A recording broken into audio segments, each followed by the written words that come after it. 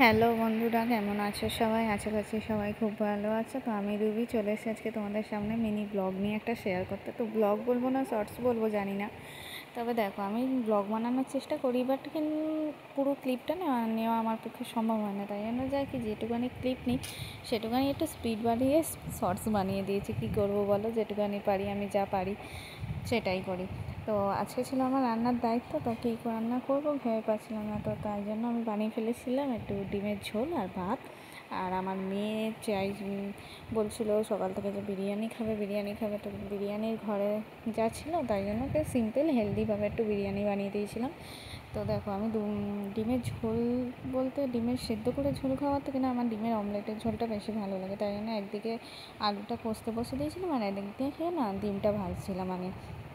তো দুদিকে দুটো তাহলে তাড়াতাড়ি হয়ে যাবে, যেহেতু মেয়েকে আমি একা ঘরে, ওই দেখো দুদিকে দুটো বসিয়ে দিয়েছি, ঠিক আছে। তো মেয়ে যেহেতু একা ঘরে, মেয়েকে রেখে আমি একা রান্না করছিলাম, তো তাড়াতাড়ি করছিলাম যাতে তাড়াতাড়ি হয়ে যায়, তাই জন্য আমি একদিকে ডিম ভাজছিলাম একদিকে ঝোলটা বসিয়ে দিয়েছিলাম। তো কেমন লাগলো ভিডিওটা আমাকে জানিও, আর যারা এখনও সাবস্ক্রাইব করেনি প্লিজ সাবস্ক্রাইব করো। Thank you for the watching.